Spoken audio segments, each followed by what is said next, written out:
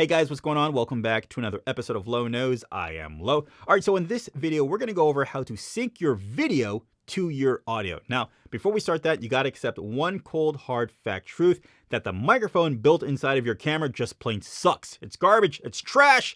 Get that mess out of here. I mean, listen to it right now. You can hear my voice bouncing all over the walls. It's just loud. It's messy. It's not flattering at all. All right, back to normal. All right, so in this example, I am using the Zoom H6 handy portable recorder connected to the Rode NTG2. Both XLR connections going from the microphone into the handy recorder. And the big difference between this is that these are higher quality components for audio recording.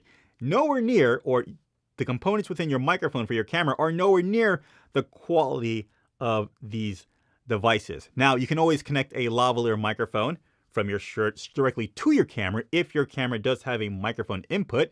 Most cameras don't have an XLR input. That's why it's just so trash. But if you can do that with a lavalier microphone, then you will have the opportunity to get better sounding, better quality audio directly into your camera. But if you want the best sounding setup, then you would want a dual system like this, the microphone, an XLR microphone going to your dedicated portable recorder. Now, before we start syncing up or matching up audio, I want you to keep in mind a couple of things. First of all, 48 kilohertz. Make sure that your camera is recording your audio at 48 kilohertz. Make sure your portable recorder is recording your audio at 48 kilohertz. Normally, by default, when you get an audio recorder and it ships to you and you take it out of the box and you open it, it's normally set at 44 kilohertz. Now, if that sounds familiar, if you're ever inside of your Windows system, you're kind of playing around with the sound device manager, and you just see like an option, DVD, 48 kilohertz, CD, 44 kilohertz, that's the difference. So if you're ever recording audio for video, you always want to make sure it's recording at 48 kilohertz and not 44 kilohertz, which is CD. Video, 48, audio, 44. Keep that in mind. Secondly, how are we going to match up our video to our audio without any kind of visual markers? Now, normally within Hollywood films, you'll see like a little black and white clapper.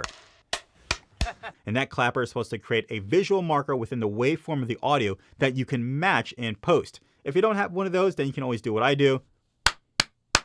Visual marker made. All right, so let's take this into our video editing software, and I'll show you how to match up your video to your audio right now. All right, we are in our video editing software. Just drag all your clips into your timeline. If you can see right here, this is my video track, and this is a scratch track. This track that was actually recorded with the video, and this is our actual dedicated recorder right here. Now, unfortunately, I did a horrible boo-boo.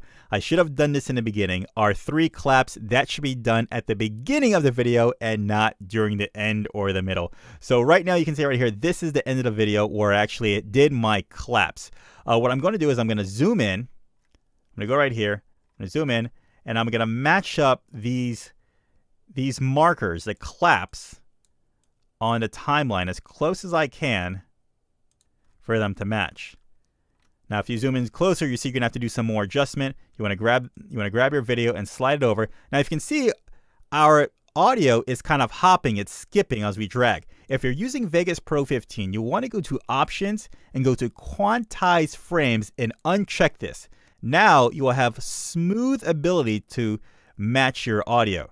Now, as you can see here, the audio is it's not matching up too much. We can actually expand the look of our waveforms to get a better idea of what's going on here. Okay, and then I'm going to look. If the claps don't work out, normally the claps work out for me, but if not, I will go to other references in my audio, and you want to look for peaks and valleys that match. So here's a peak right here, and I'm going to see where it should be matching. And it probably should be matching with this one right here, because if I do this, it'll match there. To do here, it's actually matching with that one. If I go here, it's just a little off. Where does this one match? Probably this right here. Now, keep in mind, since we are using the microphone from the camcorder, yeah, we are getting the same audio, but the audio quality is very differently. Me personally, I have a higher quality camera-mounted microphone recording my scratch track audio, so my comparisons are a lot more sharper and easier to read. But once we have these matched up, I already have muted, but we go ahead and mute our scratch track, and then we'll actually take a little test to see how close we are to our matching it. Visual marker made. All right, so let's take this into our video editing software and I'll show you how to match. It looks really good. I think it could be synced up just a little more. Yeah, look at this. You can see how there's some discrepancies here, right here. Let me sync it up right here. I think I might feel comfortable with that. Let's see how this sounds. And I'll show you how to match up your video to your audio right now. I don't know. Here we go. Okay. 1, 2. You see how we have the group here and a group here and a group here? I think this is it right here. Hollywood films, you'll see like a little black and white clapper.